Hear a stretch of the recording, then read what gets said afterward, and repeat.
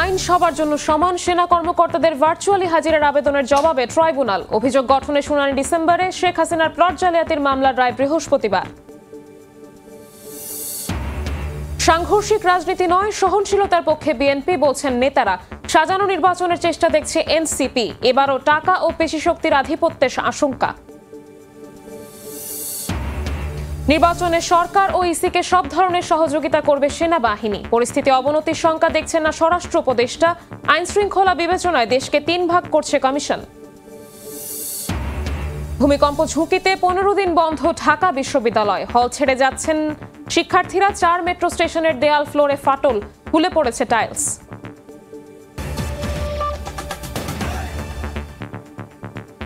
সময় সংবাদের সঙ্গে আছি আমি শবনব নিবিড়। আইন সবার জন্য সমান। সাবেক প্রধান বিচারপতি, আপিল বিভাগের বিচারপতি এবং মন্ত্রীদের নিয়মিত কোর্টে হাজিরা দিতে হচ্ছে। সেনা কর্মকর্তাদের ভার্চুয়াল হাজিরা সুবিধা চেয়ে করা আবেদন প্রসঙ্গে একথা বলেন ট্রাইব্যুনালের চেয়ারম্যান। এদিন গুমের মামলায় শেখ হাসিনা সহ পলাতক আসামিদের পক্ষে আইনজীবী নিয়োগ দেন ট্রাইব্যুনাল। আর সাবেক বর্তমান 25 সেনা কর্মকর্তা সহ 30 জনের বিরুদ্ধে অভিযোগ গঠনের শুনানির দিন ধার্য করা হয়েছে 3 ও 7 ডিসেম্বর। 1 মাস পর আবারও একই প্রক্রিয়ায় ট্রাইব্যুনালে হাজির করা হয় সাবেক ও বর্তমান 13 সেনা কর্মকর্তাকে। গুমের 2 মামলায় রোববার সকাল 11টার দিকে তাদেরকে নেওয়া হয় কাঠগড়ায়। এদিন সেনা সদরে অবস্থিত সাব জেলে থেকে ভার্চুয়ালি হাজিরার সুবিধা চেয়ে আবেদন করেন সেনা কর্মকর্তাদের আইনজীবীরা। এ সময় ট্রাইব্যুনাল বলেন, সাবেক প্রধান বিচারপতি, মন্ত্রীরা সশরীরে আদালতে হাজিরা দিচ্ছেন। আইন সবার জন্য সমান বিষয়টি মনে করিয়ে দেন ট্রাইব্যুনালের চেয়ারম্যান।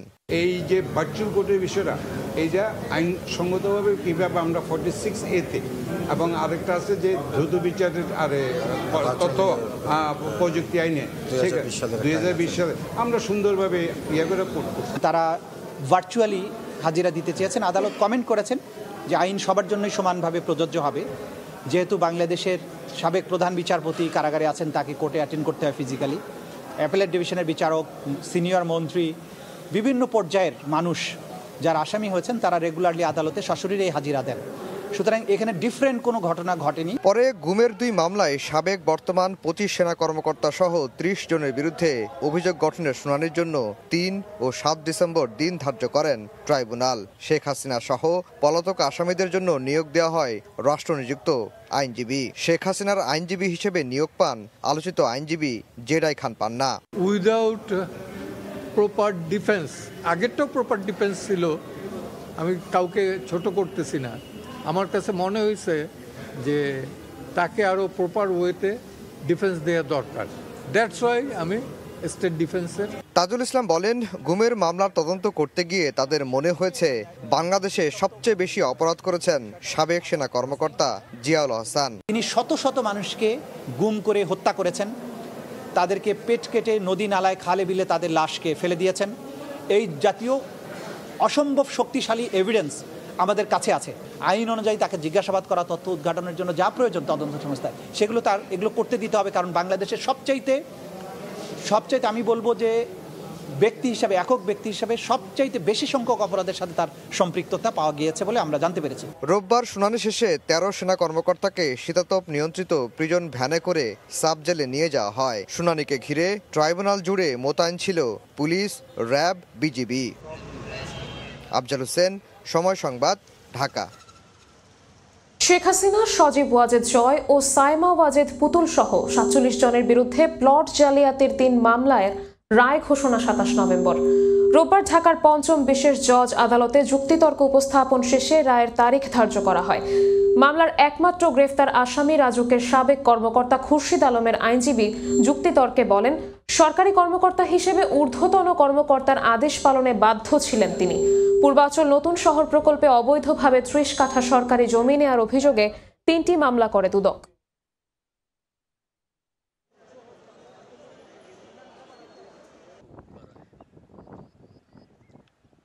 অনেকে বিভিন্ন দাবি নিয়ে রাস্তায় নামছে। বিএনপি কোনো দাবি নিয়ে নামছে না। এটি বিএনপির আগামী দিনের রাজনীতি। বিএনপি সহনশীলতার পক্ষে, সাংঘর্ষিক রাজনীতির পক্ষে নয় বলে জানিয়েছেন দলের স্থায়ী কমিটির সদস্য আমির খসরু মাহমুদ চৌধুরী। আলাদা অনুষ্ঠানে বিএনপি চেয়ারপারসনের উপদেষ্টা জয়নুল আবেদিন ফারুক অভিযোগ করেন, পিআর সহ অযৌক্তিক দাবিতে আন্দোলন করছে একটি পক্ষ।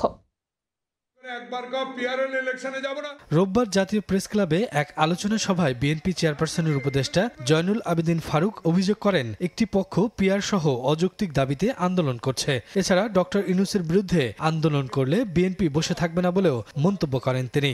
আন্দোলন করবেন কার বিরুদ্ধে? ইউনূসের বিরুদ্ধে।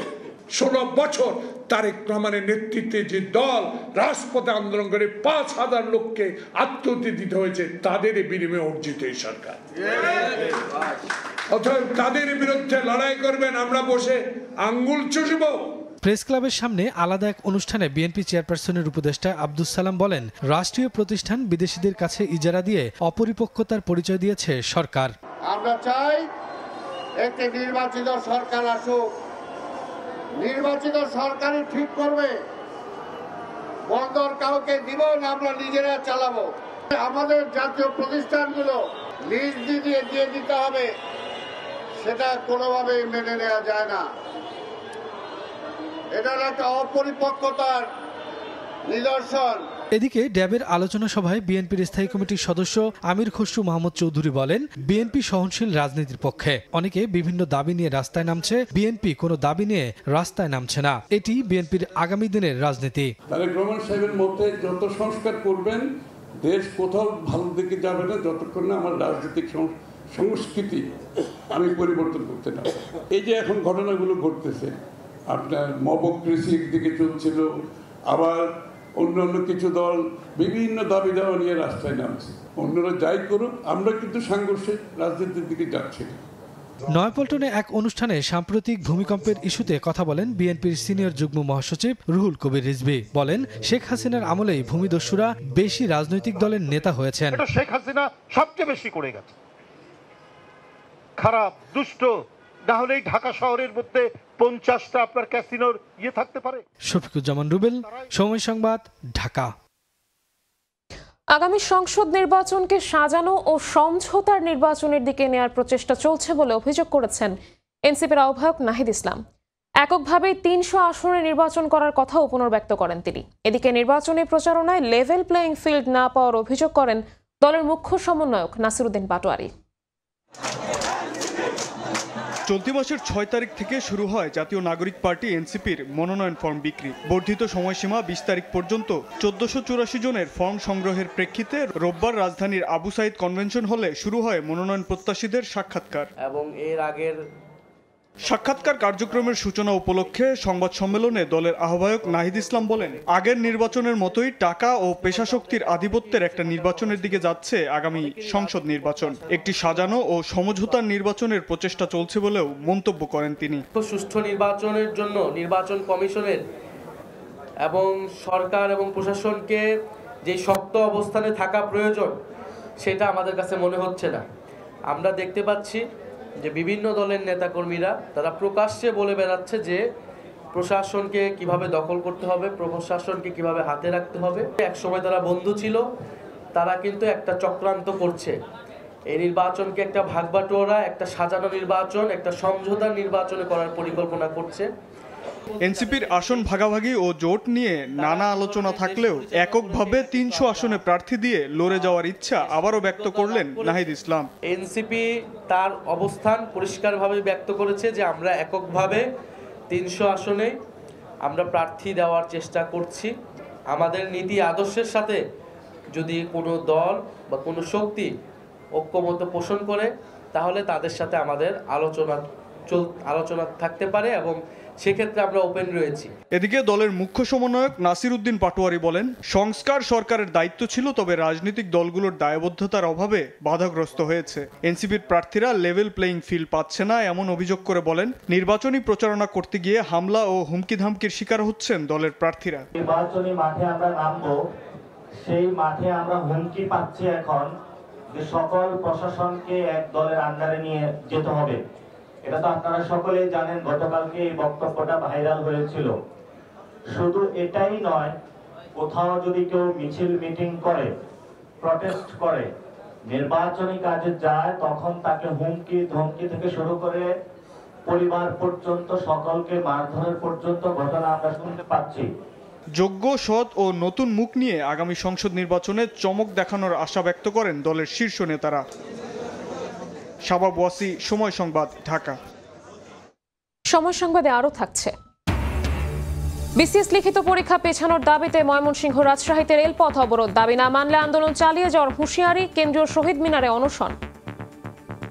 আগামী নির্বাচনে অন্তর্বর্তী সরকার ও নির্বাচন কমিশনকে সেনাবাহিনীর সর্বাত্মক সহযোগিতা করবে বলে জানিয়েছেন সেনাপ্রধান জেনারেল ওয়াকারুজ্জামান। ঢাকা সেনানিবাসে সশস্ত্র বাহিনী দিবস উপলক্ষে আয়োজিত অনুষ্ঠানে একথা জানান তিনি।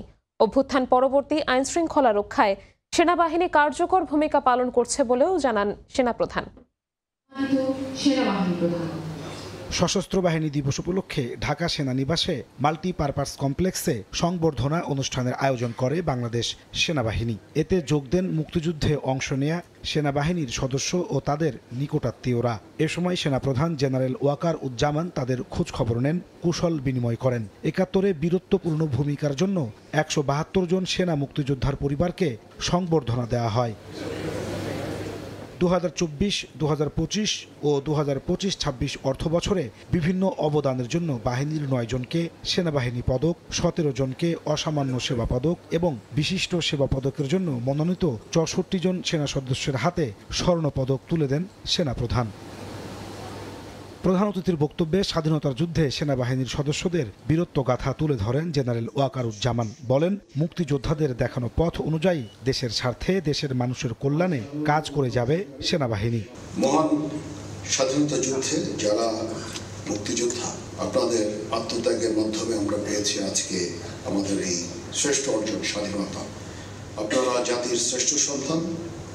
দেশের স্বাধীনতা রক্ষায় আপনাদের দেখানো পথ অনুসরণ করে আমরা পথ চলছি। অভ্যুত্থান পরবর্তী আইন শৃঙ্খলা রক্ষায় সেনাবাহিনী কার্যকর ভূমিকা পালন করছে বলে জানান সেনাপ্রধান। বলেন, সুষ্ঠু নির্বাচন করতে কমিশনকে সর্বাত্মক সহযোগিতা করবে সেনাবাহিনী। সম্প্রতি সময়ে বাংলাদেশ সেনাবাহিনীর সদস্যগণ ইনেট টু সিভিল পাওয়ারে দেশের আইন শৃঙ্খলা রক্ষার কাজে নিয়োজিত আছে। আমরা সামনে একটা নির্বাচনের দিকে যাচ্ছি। সেই নির্বাচনে আমরা যথাযথভাবে ইনশাআল্লাহ সরকারকে সর্বতভাবে সহযোগিতা করব, নির্বাচন কমিশনকে সহযোগিতা করব, যেন আমরা একটা সুন্দর একটা নির্বাচন পেতে পারি। অনুষ্ঠানে ৩ ক্যাটাগরিতে ৩ জনকে মরণোত্তর সেনাবাহিনী পদক প্রদান করা হয়। নাজমুস সালেহী, সময় সংবাদ, ঢাকা। আইন শৃঙ্খলা পরিস্থিতি আগের চেয়ে উন্নত হয়েছে মন্তব্য করে স্বরাষ্ট্র উপদেষ্টা বলেন, নির্বাচন ঘিরে পরিস্থিতি অবনতি হওয়ার কোনো শঙ্কা নেই। সচিবালয়ে আইন শৃঙ্খলা সংক্রান্ত কোর কমিটির বৈঠক শেষে তিনি আরও বলেন, ছোট ভূমিকম্পের উদ্ধার কাজে প্রস্তুত আছে ফায়ার সার্ভিস।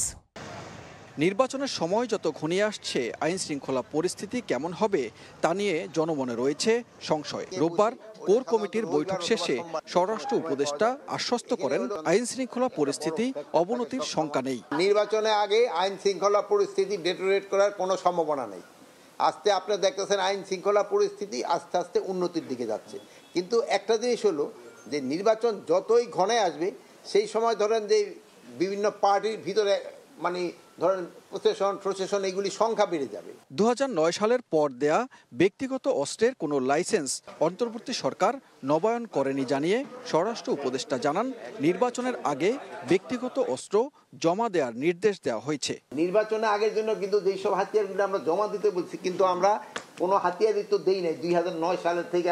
পরপর 2 দিনে দেশে ভূমিকম্পের ঘটনায় জনমনে সৃষ্টি হয়েছে আতঙ্ক। কথা বলেন ভূমিকম্প মোকাবিলায় প্রস্তুতি নিয়েও। খোদা না করুক বড় ধরনের কিছু হলে কি ধরনের, ওটা তো সেই সময় বোঝাতে হবে। ছোটখাটোগুলি যেমন প্রস্তুত, আপনি দেখছেন ফায়ার সার্ভিস সাথে সাথে কিন্তু রেসপন্স করছে। এ সময় বিল্ডিং কোড মেনে ভবন নির্মাণের পরামর্শ দেন স্বরাষ্ট্র উপদেষ্টা। বিল্ডিং কোডটা যেন মেনে চলা হয়। সানবীর রূপল, সময় সংবাদ, ঢাকা। এখানে হলো আইন শৃঙ্খলা পরিস্থিতি বিবেচনায় দেশকে রেড, ইয়েলো ও গ্রিন এই 3 জোনে ভাগ করা হচ্ছে বলে জানিয়েছে নির্বাচন কমিশন।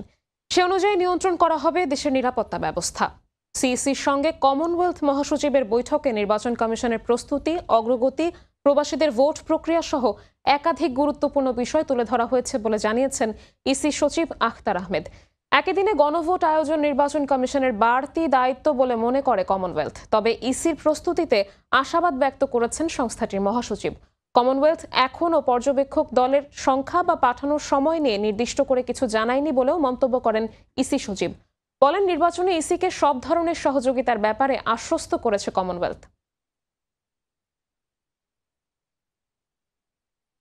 মহিলা ভোটারদের সংখ্যাগত হিসাবগুলো জেনেছেন এবং ওনারা বলেছেন যে এটা ভালো একটা উদ্যোগ। ল অ্যান্ড অর্ডার সিচুয়েশন সম্পর্কেও জানতে চেয়েছিলেন। আমরা বলেছি যে আমরা পরিস্থিতিগুলোকে সারা দেশকে আমরা 3টা ভাগে, রেড, ইয়েলো এবং গ্রিন, এই জোনে আমরা ভাগ করছি এবং সেই ভাগে ভাগ করে আমরা ল অ্যান্ড অর্ডার সিচুয়েশনগুলোকে সামাল দিব।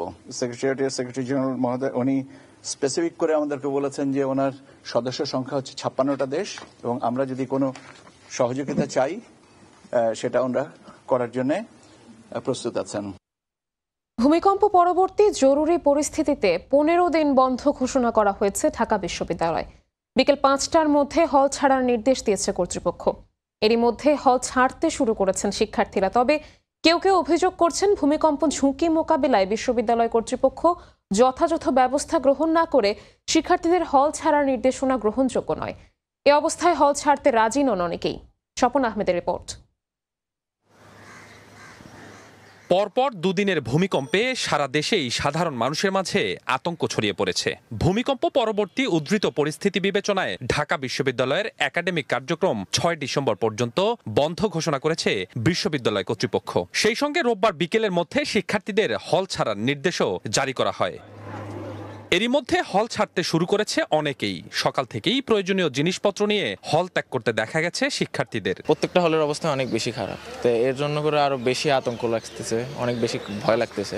তবে ভিন্ন প্রতিক্রিয়াও জানাচ্ছেন অনেক শিক্ষার্থী। তারা বলছে, এভাবে হঠাৎ হল বন্ধে তাদের পড়াশোনার ক্ষতি হবে। সামনে থাকা পরীক্ষার অনিশ্চয়তাও উদ্বেগ বাড়াচ্ছে শিক্ষার্থীদের মাঝে।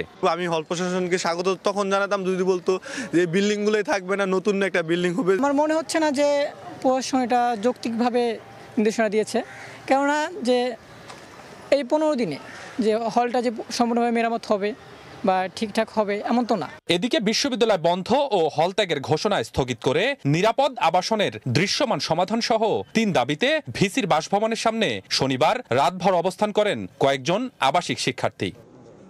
স্বপন আহমেদ, সময় সংবাদ, ঢাকা।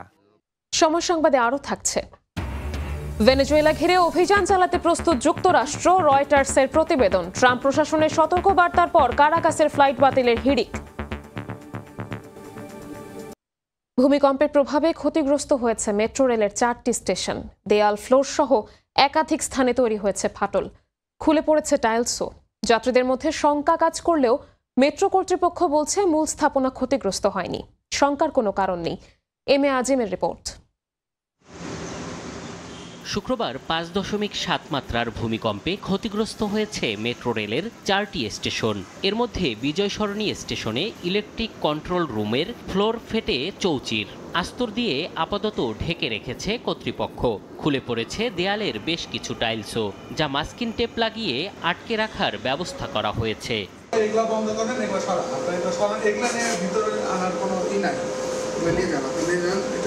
ক্ষয়ক্ষতির ছবি তুলতে গেলে ক্যামেরার দিকে তেড়ে আসেন স্টেশনটিতে কর্মরত রুম কন্ট্রোলার। রাজি হননি কথা বলতেও।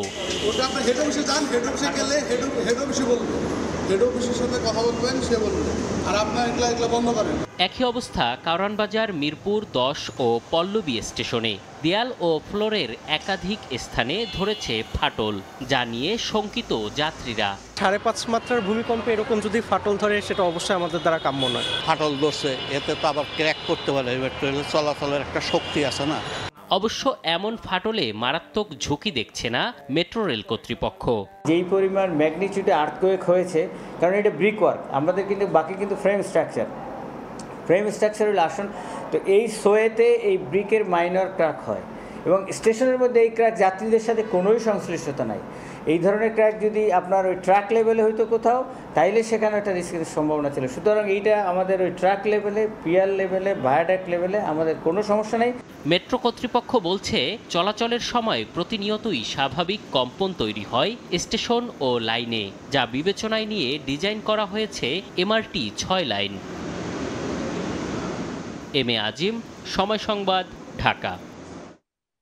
বিসিএস লিখিত পরীক্ষার তারিখ পেছানোর দাবিতে কেন্দ্রীয় শহীদ মিনারে অবস্থান ও অনশন কর্মসূচি পালন করছেন ৪৭তম বিসিএস প্রিলিমিনারি উত্তীর্ণ শিক্ষার্থীরা। সকাল থেকে বিভিন্ন বিশ্ববিদ্যালয়ের শিক্ষার্থীরা কেন্দ্রীয় শহীদ মিনারে জড়ো হতে থাকেন। শিক্ষার্থীরা বলেন, এটি বিশেষ মহল রাজনৈতিক স্বার্থ হাসিলে অযৌক্তিকভাবে দ্রুত লিখিত পরীক্ষা আয়োজন করতে চাচ্ছে। দাবি মেনে না নিলে সারা দেশের সব বিশ্ববিদ্যালয়ে একযোগে আন্দোলনের হুঁশিয়ারি দেন তারা। এর আগে গতকাল রাতে নীলক্ষেত মোড় অবরোধ করে রেখেছিল আন্দোলনরত শিক্ষার্থীরা। বিসিএস এর যে প্রায় 1100-1200 মার্কের বিশাল সিলেবাস, এই সিলেবাসগুলো এই যে জিনিসগুলো একবার রিডিং করতেও এই সময়গুলো চলে যায়। শীঘ্রই আপডেট না আসে তাহলে আমরা শাহবাগ ব্লক কর্মসূচি করব এবং প্রত্যেক বিভাগীয় শহরে রেল ব্লক কর্মসূচি থাকবে। ভেনেজুয়েলা ঘিরে শিগগিরই অভিযান শুরু করতে প্রস্তুত যুক্তরাষ্ট্র। 4 মার্কিন কর্মকর্তার বরাত দিয়ে এমন খবর প্রকাশ করেছে বার্তা সংস্থা রয়টার্স। ওই কর্মকর্তাদের দাবি, প্রেসিডেন্ট মাদুরো সরকারের উপর চাপ বাড়াতে প্রথম ধাপ হবে গোপন অভিযান। এদিকে ভেনেজুয়েলার আকাশপথ এড়িয়ে চলতে যুক্তরাষ্ট্রের এয়ারলাইন্সগুলোকে মার্কিন প্রশাসনের সতর্ক বার্তার পর ফ্লাইট বাতিলে স্থগিত করার কথা জানিয়েছে।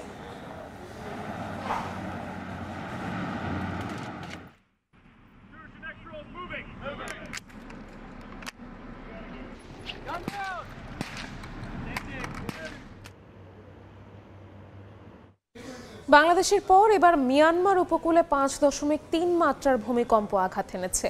মার্কিন ভূতাত্ত্বিক জরিপ সংস্থা জানিয়েছে, ভূমিকম্পটির উৎপত্তিস্থল ছিল মিয়ানমারের দাওয়েই শহর থেকে 267 কিলোমিটার দূরে আন্দামান সাগরে। কেন্দ্র ছিল ভূপৃষ্ঠ থেকে 10 কিলোমিটার গভীরে।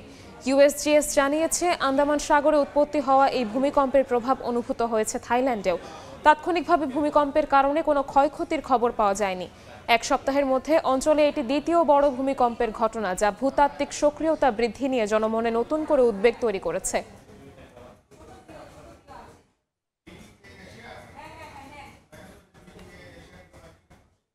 ফাইনালে পাকিস্তান শাহিনসের মুখোমুখি হবে বাংলাদেশ এ দল।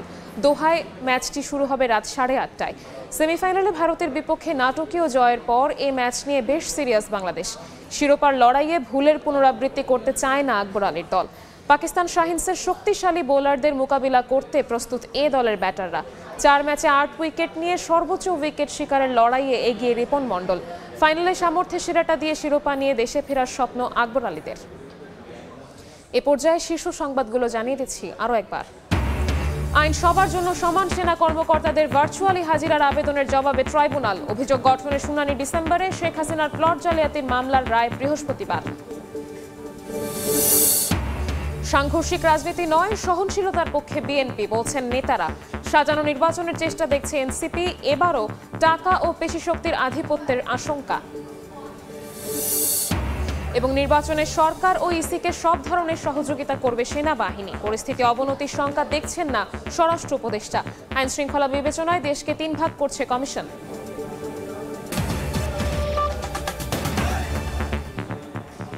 এ ছিল বিকেল 3টার সময় সংবাদে। এরপর আন্তর্জাতিক সময়ের সঙ্গে থাকবেন সহকর্মী মালিহা সোহরাওয়ার্দী। ধন্যবাদ নিবিড়। আন্তর্জাতিক সময় নিয়ে আসছি কিছুক্ষণ পর, সঙ্গে থাকুন সময়ের।